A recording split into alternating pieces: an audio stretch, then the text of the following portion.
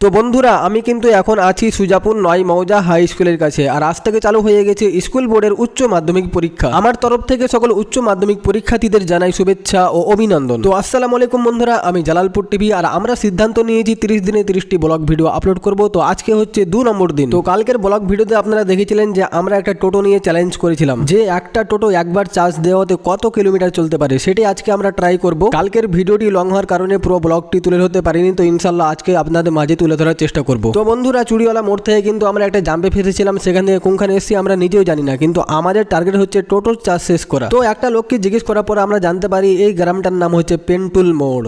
सब क्या देखना पड़ रहा है।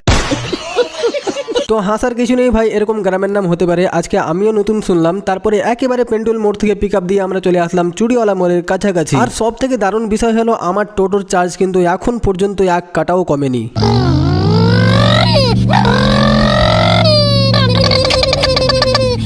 তাই এখান থেকে আমরা জানতে পারলাম যে ডান দিকে নাকি আলীনগর। তাই আমরা চললাম এখন আলীনগরের দিকে। আমাদের একটি টার্গেট যে টোটোর চার্জ শেষ করতে হবে। তো আলীনগরের সেই বিখ্যাত মাঠ, এখানে কিন্তু ক্রিকেট টুর্নামেন্ট চলছিল কিছুদিন আগে। তো এই ভিডিওটি আপনারা কোথা থেকে দেখছেন অবশ্যই কমেন্ট করে বলবেন। তারপরে আমরা দেখতে পেলাম আলীনগর জামে মসজিদ, আর দেখতে কিন্তু মাশাআল্লাহ অনেক সুন্দর ছিল। তো বন্ধুরা, আমরা কিন্তু সকাল 8:30টার সময় টোটো নিয়ে বেরিয়েছি, আর এখন বাজে 11টা। এখন পর্যন্ত কিন্তু আমাদের টোটোয় ফুল চার্জ দেখাচ্ছে। আলীনগর পার হয়ে আমরা কোন দিকে এলাম আমরা কিছু বুঝতেই পারছি না। তারপরে আমরা একটা বাদে উঠে পড়লাম। বাদে উঠে কিন্তু আমরা অনেক স্পিডে টোটো চালাতে লাগলাম।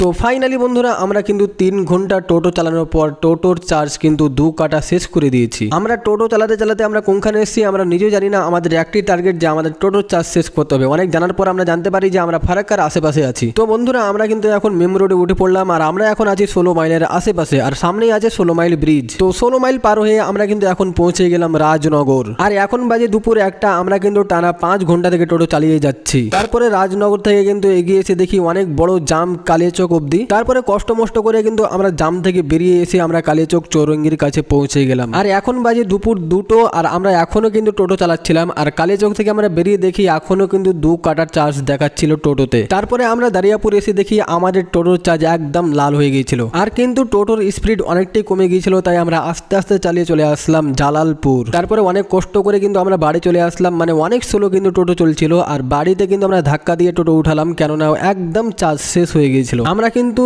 সকাল 8:30টায় টোটো নিয়ে বেরিয়েছিলাম, আর এখন বাজে কিন্তু 3টে। তো আমাদের টোটো মোট চলেছে 6 থেকে 7 ঘন্টা, আর মোট চলেছে 90 থেকে 92 কিলোমিটার। মানে ব্যাটারি সার্ভিস কিন্তু অনেকটাই ভালো দিয়েছে। তো বন্ধুরা, আজকের ব্লগ ভিডিওটি এখান থেকে শেষ করলাম।